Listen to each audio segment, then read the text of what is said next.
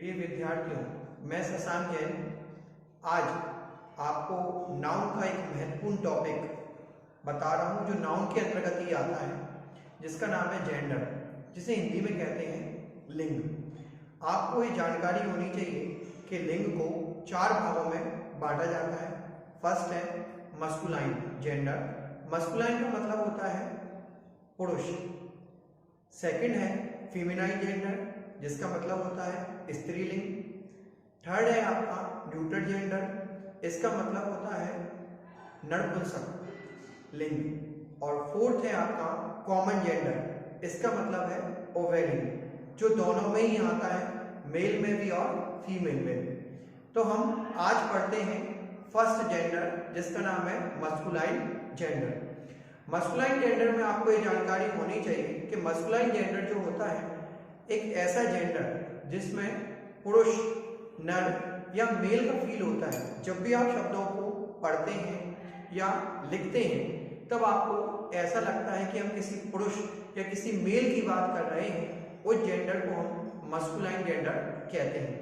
यदि हम बात करें बॉय की, लड़के की, यदि हम बात करें फादर की, यदि हम बात करें अंकल की, या हम बात करें ऑक्स की, या हम बात करें लॉइन की, तो ये सभी के सभी आपके मस्कुलाइन जेंडर में आते हैं। इसके अलावा नेफ्यू, नेफ्यू मतलब भतीजा, ये सारे के सारे आपके मस्कुलिन जेंडर के उदाहरण हैं। सेकंड जेंडर हम पढ़ते हैं, इसका नाम है फीमेनाइन जेंडर। फीमेनाइन जेंडर मतलब स्त्रीलिंग। तो फीमेनाइन जेंडर के आपके एग्जाम्पल हैं, जैसे हम बात करें गर्ल की, या हम बात करें मदर की, या हम बात करें आंटी की, या फिर हम बात करते हैं गॉड की, GOAT, या हम बात करते हैं कैट की। तो एक सभी के सभी आपके कौन से जेंडर है? फीमेनाइन जेंडर है, स्त्रीलिंग है। यदि हम बात करें न्यूट्रल जेंडर की, तो न्यूट्रल जेंडर का मतलब होता है निर्जीव। जो सभी नॉन लिविंग चीजें होती हैं, निर्जीव चीजें होती हैं, वह सभी न्यूट्रल जेंडर के अंतर्गत आती हैं, न्यूट्रल जेंडर के अंतर्गत आती हैं। जैसे कि हम बात करते हैं टेबल की, या चेयर की, या फैन की, या बोर्ड की, या टीवी की, या वॉच की, तो सभी नॉन लिविंग चीजें। या हम बात करें मोबाइल की, तो सभी नॉन लिविंग चीजें न्यूट्रल जेंडर के अंतर्गत आती हैं। इसके अलावा छोटे मोटे कीड़े मकोड़े, जिन्हें हम जर्म्स या इंसेक्ट कहते हैं, ये भी आपके न्यूट्रल जेंडर के अंतर्गत आते हैं, मतलब नपुंसक लिंग के अंतर्गत आते हैं।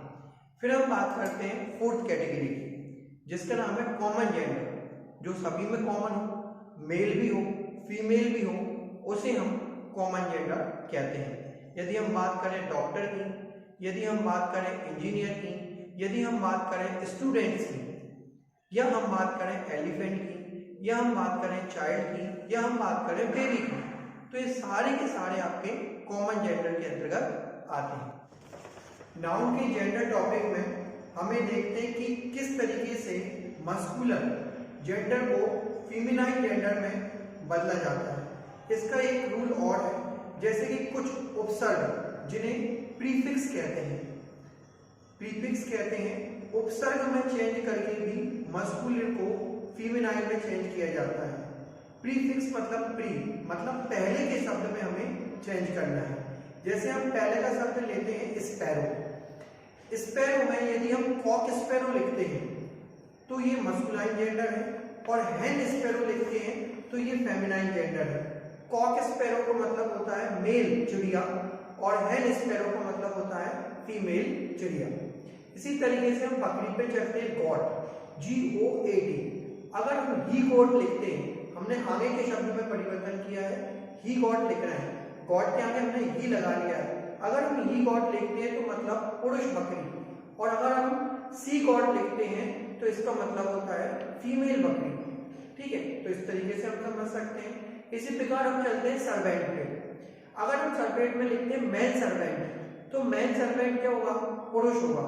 और यदि हम लिखते हैं वुमेन सर्वेंट, तो ये फेमिनाइन होगा। वुमेन सर्वेंट के आगे हम मैड सर्वेंट भी लिख सकते हैं। इसी प्रकार हम चलते हैं कॉफ, CALF। कॉफ मतलब होता है बछड़ा।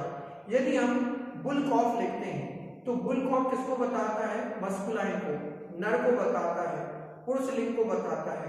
और हम काउ कॉफ लिखते हैं तो ये फीमेनाइन को बताता है, स्त्रीलिंग को बताता है।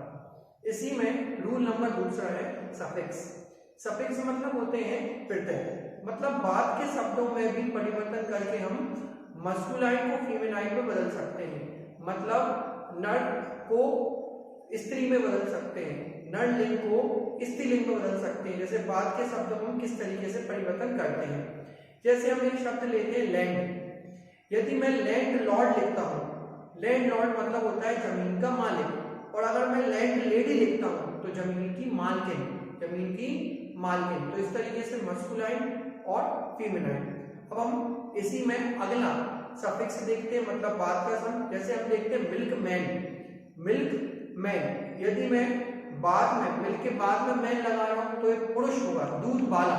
और मैं मिल्क वुमेन लिखता हूं, मिल्क वुमेन लिखता हूं या मिल्क मैड लिखता हूं तो इसका मतलब है दूध वाली।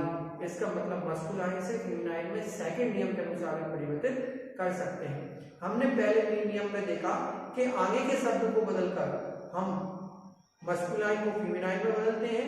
और सेकंड के नियम में हमने देखा कि हम बाद के शब्द को बदलकर यदि हम सिंगुलाइन को, मतलब हम मस्कुलाइन को क्या बदलते हैं? फीमेनाइन में बदलते हैं। इस तरीके से पहला नियम था काय का? प्रीफिक्स का। और दूसरा नियम था सफिक्स का। अब हम तीसरा नियम चलते हैं ई डबल एस। यदि शब्दों में हम ई डबल एस लिख दें या बदल दें या उनमें ई डबल एस को जोड़ दें तो मस्कुलाइन को फीमेनाइन में बदल सकते हैं। जैसे हम पहला एग्जांपल लिखते हैं होस्ट। होस्ट कैसा है? मस्कुलाइन। लेकिन हम होस्टेस देखें तो ये क्या हो गया? फीमेनाइन। होस्ट मतलब होता है किसी भी काम को करने वाला, और हॉस्टेज क्या होगी? गर्ल्स कैटेगरी होगी, किसी भी कार्य का कर्ता जो होस्ट कहलाता है। इसी प्रकार गॉड, भगवान, और गॉडेस, GODES, ये देवता होंगे कोई, और ये क्या होंगी? देवी होंगी। क्या होंगी? गॉडेस मतलब क्या होंगी? देवी। इसी तरीके से हम शब्द समझ सकते हैं लॉइन, LION। लॉइन का हो जाएगा लॉइनेस। क्या हो जाएगा? लॉइनेस। लॉइन मतलब शेर और लॉइनेस मतलब शेरनी। इसी तरीके से हम चलते हैं यर, HEIR। यर मतलब शासक और यरेस मतलब शासिका। यरेस मतलब शासिका। मतलब ESS को लिखकर हम पुरुष लिंग को स्त्रीलिंग में परिवर्तित कर सकते हैं। पृष्ठ, पृष्ठ मतलब होता है पादरी या पुजारी, और पृष्ठ में हम ESS लगाएंगे, PRIEST, पृष्ठेश, तो ये हो जाएंगी पुजारन। क्या हो जाएंगी? पुजारन। इस तरीके से हम मस्कुलाइन जेंडर को फीमेनाइन जेंडर में बदल सकते हैं।